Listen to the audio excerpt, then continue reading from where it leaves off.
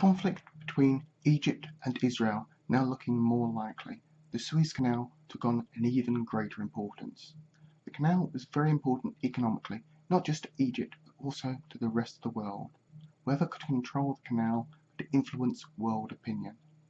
The canal, however, was also important strategically. An army attacking from Israel would need to cross the rather open and sparsely populated Sinai Desert before it could reach the fertile and densely populated Nile Delta.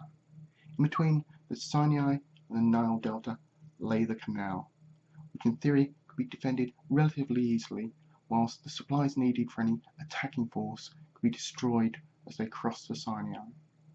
However, Egypt and its new leader Nasser didn't just have to contend with Israel, but also France. France was already opposed to Nasser due to his support for independence movement in France's North African colonies. In addition to this, France was coming closer to Israel, selling them substantial quantities of arms and also helping with nuclear technology and other economic assistance. When Israel decided on attacking Egypt, the French government was already prepared to support them. And the other European power in the region was Britain. Initially, Britain, along with the USA, tried to get Nasser involved with a Grand Arab Alliance or a defence pact, something similar to NATO, in an attempt to protect against a feared Soviet expansion into the Middle East, and at the same time secure the oil supplies to the West.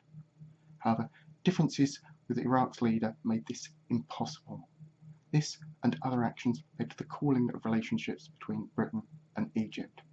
British politicians regarding Nasser as rather unstable influence in the region, rather he was gone, they weren't actually prepared to do anything about it yet. The events in Egypt though suddenly changed when Nasser seized control of the Suez Canal. Egypt nationalised the canal and froze the assets. However, it also said that the shareholders in the canal, who included a large number of French citizens and the British government, would be paid the value of the shares that they'd been on the last day's trading on the French exchange. A key part of the nationalisation as far as Israel was concerned, though, was that shipping to Israel via the canal was stopped completely, which actually violated the terms of the armistice agreement and could give them justification for launching an attack on Egypt. The British government also decided this was a step too far and joined with France and Israel in a covert alliance, at least to seize back control of the canal by military means. Now, the policy in the USA, on the other hand, attempted to find a peaceful resolution to what was becoming the Suez crisis.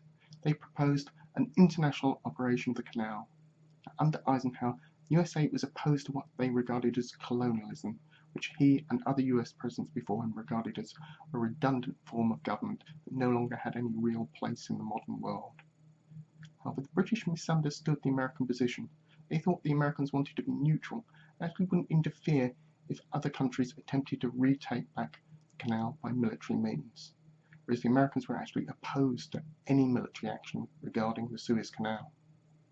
The British, French and Israelis started to plan for the attack, with the Israelis taking control of the Gaza Strip and the Sinai Peninsula, and the British and the French seizing the canal zone. At least that was the plan.